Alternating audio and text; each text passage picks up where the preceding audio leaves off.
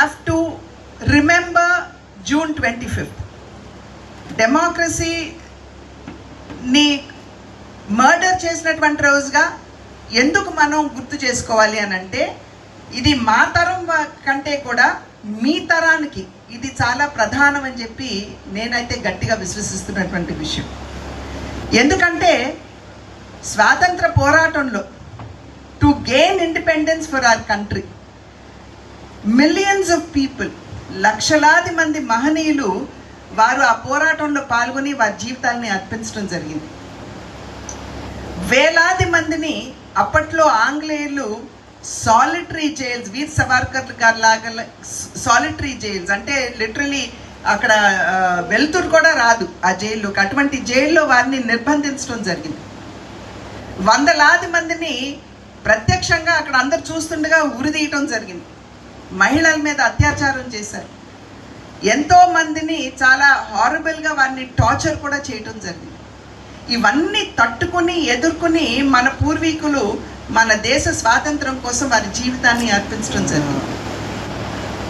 అయితే జీవితాన్ని అర్పించి మనకి స్వాతంత్రం లభించిన తర్వాత బాబాసాహెబ్ అంబేద్కర్ లాంటి మహనీయులు మన రాజ్యాంగాన్ని రచించి అసలు ప్రజాస్వామ్యం అంటే ఎలా ఉండాలి, లౌకికవాదం అంటే ఏమిటి, సమాజ స్థాపన అంటే ఏ విధంగా జరగాలి, ఈ రకమైనటువంటి అంశాలన్నింటి మీద కూడా మేధోమంథనం చేస్తూ వారు కాన్స్టిట్యూషన్ని మనకి అందివ్వటం జరిగింది, మన రాజ్యాంగాన్ని. కానీ ఎమర్జెన్సీ రోజును కనుక ఒక్కసారి మనం గుర్తు చేసుకున్నట్లయితే లక్షలాది మంది మహానుభావులు దేనికోసమైతే వారి జీవితాన్ని అర్పించారు, బాబాసాహెబ్ అంబేద్కర్ లాంటి మహనీయులు ఏ విధంగా భారత సమాజంలో ఉన్నటువంటి వారందరికీ న్యాయం చేయాలి, హితం చేకూర్చాలి అనేటువంటి ఆలోచనతోటి రాజ్యాంగ నిర్మాణం చేశారు. అటువంటి వారి త్యాగాల్ని మొత్తాన్ని కూడా అవమానిస్తూ జూన్ 25వ తారీఖున అప్పటి ప్రధానిగా ఉన్నటువంటి ఇందిరాగాంధీ గారు అప్రజాస్వామికంగా, అన్డెమోక్రాటికలీ, there was something called emergency that was implemented or forced upon our country, that is India.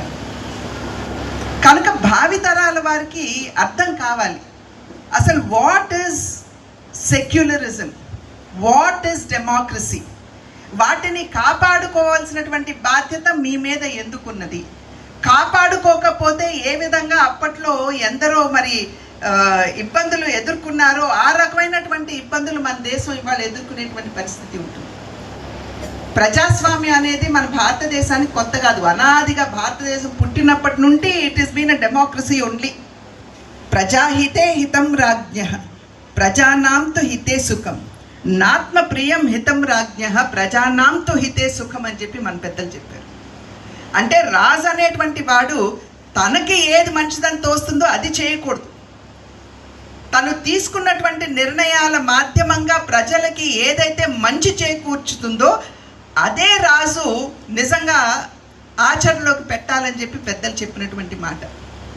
కానీ ఇక్కడేం జరిగింది, ఏదైతే ఒక కుటుంబం మాత్రమే కాదు, ఒక వ్యక్తి తన ప్రయోజనాల్ని కాపాడుకోవడం కోసం తన్ని ప్రైమ్ మినిస్టర్గా తొలగింపబడతాను అనేటువంటి భావనతోటి దేశంలో ఉన్నటువంటి ప్రజాస్వామ్యాన్ని ఖూనీ చేస్తూ, రాజ్యాంగ స్ఫూర్తి ఏదైతే ఉందో దాన్ని బుట్టదాఖలు చేస్తూ, ఎందరో మహనీయులు చేసినటువంటి త్యాగాన్ని బాబాసాహెబ్ అంబేద్కర్ గారిని సైతం అవమానపరుస్తూ, తనకి మంచిది తనకి లాభం అని భావించినటువంటి అంశాన్ని ఆవిడ అక్కడ నిర్వహించినటువంటి నేపథ్యం. కనుక ప్రజాస్వామ్య ఖూనీ కాబడినటువంటి ఈ రోజుని మనం అందరం కూడా ప్రజాస్వామ్య ఖూనీ దినోత్సవంగా భావితరాల వారికి ఈ విషయాలన్నీ తెలియజేయవలసినటువంటి అవసరం చాలా ఉంది. ఆ సందర్భంలోనే ఎమర్జెన్సీ నిర్వహిస్తున్నటువంటి సందర్భంలోనే పౌర హక్కులు అనేది రాజ్యాంగంలో పొందుపరుచున్నాయి.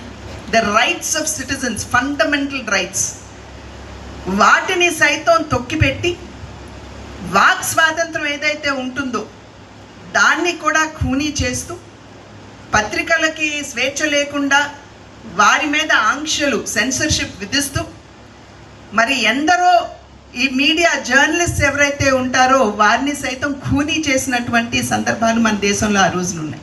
90 సార్లు కాంగ్రెస్ పార్టీ అధికారంలో ఉన్నప్పుడు ప్రజలచే ఎన్నుకోబడినటువంటి ప్రభుత్వాన్ని అప్రజాస్వామికంగా తొలగించబడ్డాయి. ఆ దిశగా ఆలోచిస్తే మన ఆంధ్ర రాష్ట్రం కూడా ఆ రకమైనటువంటి పరిస్థితిని ఎదుర్కొన్నది. నందమూరి తారక రామారావు గారు ముఖ్యమంత్రిగా ఉన్నటువంటి సందర్భంలో వారిని సైతం రామ్లాల్ గారు ఇక్కడ గవర్నర్గా ఉన్నప్పుడు గవర్నర్ మాధ్యమంగా వారు మరి మన ఆంధ్రప్రదేశ్లో ఉన్నటువంటి ప్రభుత్వాన్ని తొలగించారు. ఆ రోజుల్లో ప్రజలు వారికి అండగా నిలబడ్డారు కాబట్టి తిరిగి వారు రాగలిగారు ముఖ్యమంత్రిగా. ఇందాక చెప్పారు, నరేంద్ర మోడీ గారు ప్రధానిగా అయిన తర్వాత వారు ఈ భావి తరాల వారికి విషయాలన్నీ కూడా తెలియాలి అనేటువంటి సంకల్పంతో ఈ కార్యక్రమాన్ని దేశవ్యాప్తంగా నిర్వహిస్తున్నారు అని. Bharatiya Janata Party today I can proudly say it follows democracy in the true letter and spirit. Bharatiya Janata Party చెప్పేటువంటి విషయం సబ్కే సాత్ సబ్కా వికాస్, అందరినీ కలుపుకుంటూ ముందుకు వెళుతూ ప్రగతిని సాధిద్దాము. ఏదైతే అంత్యోదయ అనేటువంటి ఒక సిద్ధాంతంతో ప్రారంభమైందో ఆ స్ఫూర్తి నుండి సబ్కే సాత్ సబ్కా వికాస్ అనేటువంటి నినాదంతో ఇవాళ భారతీయ జనతా పార్టీ ముందుకు వెళ్తుంది. అనేక కార్యక్రమాల మాధ్యమంగా సమాజంలో ఉన్నటువంటి అన్ని వర్గాల వారికి న్యాయం చేయాలి అనేటువంటి భావనతోటి ముందుకు వెళ్తుంది. కేవలం ధనికులకి కాదు, కేవలం ఒక మతం వారికి కాదు, కానీ సమాజంలో ఉన్నటువంటి వారందరికీ న్యాయం చేయాలి అనేటువంటి భావన. నరేంద్ర మోడీ గారు ప్రధాని అయిన తర్వాత మీరు ఏ కార్యక్రమాన్ని కూడా all the programmes are there in the website.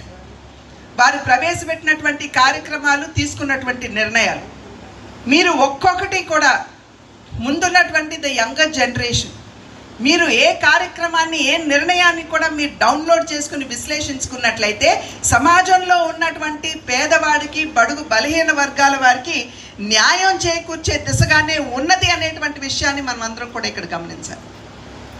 వారు తీసుకున్నటువంటి నిర్ణయాల వల్లనే ఇవాళ మన దేశంలో 25 కోట్ల మంది దారిద్ర్య రేఖకు దిగువన ఉన్నటువంటి వారు, బిలో పావర్టీ లైన్, వారిని దారిద్ర్యం నుండి వెలికి తీసుకొచ్చేటువంటి అవకాశం ఇవాళ మనందరికీ కూడా దక్కింది. Therefore my request, my appeal, request కాదు అభ్యర్థన అని చెప్పడం కరెక్ట్గా ఉంటుంది, to the younger generation seated before the dais is kindly understand Indian history. Let us not look at Indian history from the eyes of an English historian. Let us look at Indian history through the eyes of an Indian historian. Understand what India is and let us live up to what the Indian democracy and the Constitution of India expects from us. Let us all join our hands today to fulfill the dreams of what poet Iqbal, కవి ఇక్బాల్ ఏదైతే చెప్పారో దాన్ని మనం హస్తగతం చేసుకునే దిశగా భావితరం వారు కూడా అడుగులు వెయ్యాలి అని చెప్పి చెబుతూ, ఆ కళ ఏమిటంటే how do we want to see our country? We want to see our country as సారే జహాं से अच्छा हिंदुस्तान हमारा. जय हिंद.